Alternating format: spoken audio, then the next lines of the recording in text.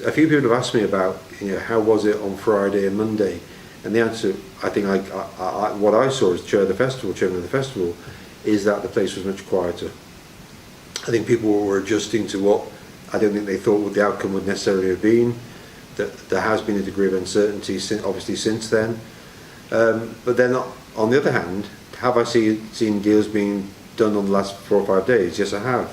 So when I was going around promulgating this festival abroad, there was a huge interest in the States, in China, and that's, in China I should say we've had 15 delegations from China. In Europe, for companies to do business in the UK, to do more business in the UK.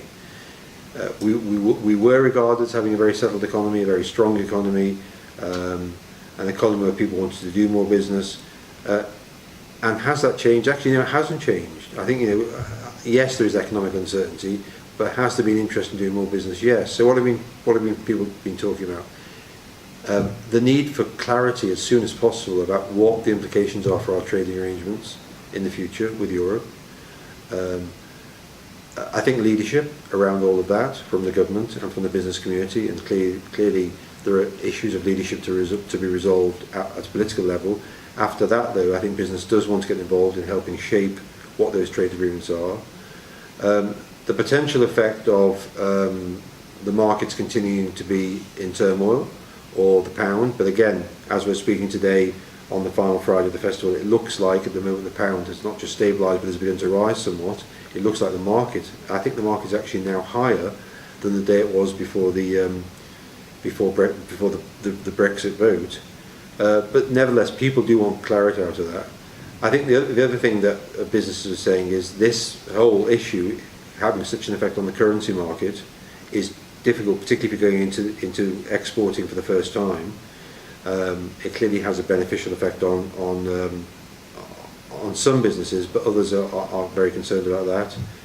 And I think business generally doesn't like change. It doesn't like shock. It likes calm waters, and we've not had those calm waters now for several days.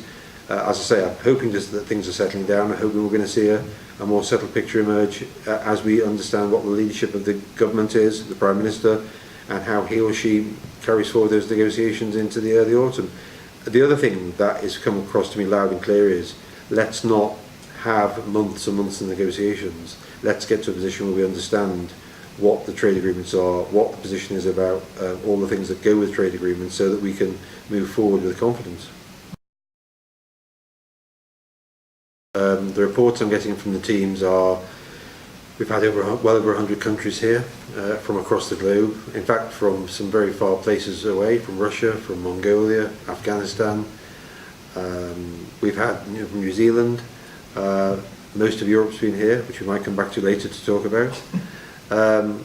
We've had over 4,500 business-to-business appointments where deals are being done, deals have been done. We'll be able to announce that in the early autumn when we've completed the evaluation. We've had over 80 events. We've had, I think, 12 ministers. We've had Her Majesty the Queen and His Royal Highness the Duke of Edinburgh.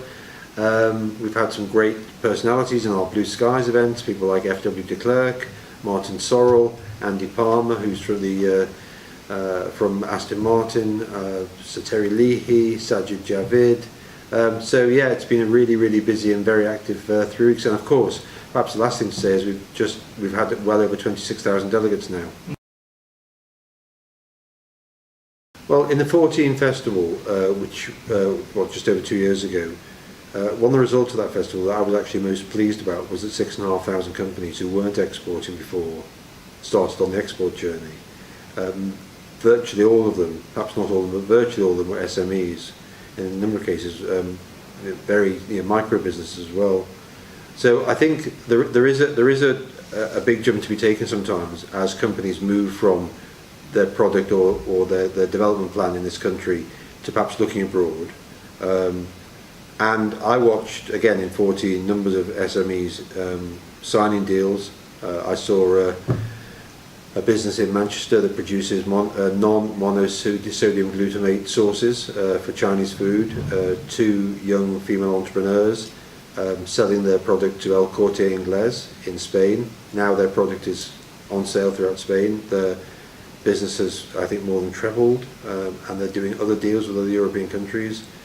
I saw many examples of that, and again in this festival I've seen small and medium-sized businesses sitting down with buyers and suppliers and other parties from across the world and doing deals. And I think when we come to announce the figures, and I think the figures, we set a target for the government that this festival will produce £265 million worth of new FDI, and I'm on the record, so let's hope this is right. But I do believe that we're going to see that figure exceeded when we come to announce the figures in the autumn. And within that figure, within that overall sum, there'll certainly be a significant proportion of deals that have come to pass, arrangements that have been made to drive more investment, and those arrangements, as I say, will relate to quite a number of SMEs. First of all, take advice. There are a lot of services around from UKTI, from other organisations, from Chambers of Commerce.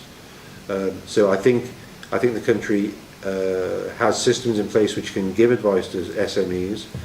I would strongly urge SMEs to take advantage of that. Most of it is free and is invaluable because you are entering some uncharted territories.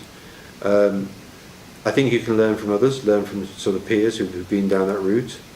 I think I was just in a talk with a guy called Wayne Hemingway, whose message to business was be bold. Be bold. It is, if it's not too sweet to say this to you, it's still evident to me. I've been in China, the States, parts of Europe over the last year or so about this festival. It's evident to me that there's a strong belief in much of the globe that Britain is still producing some of the finest things in the world.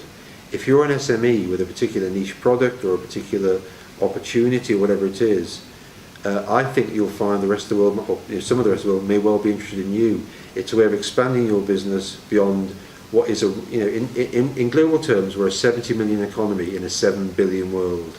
There's a lot of people out there looking for more business. Be bold, go look for it, take advice, and good luck and Godspeed.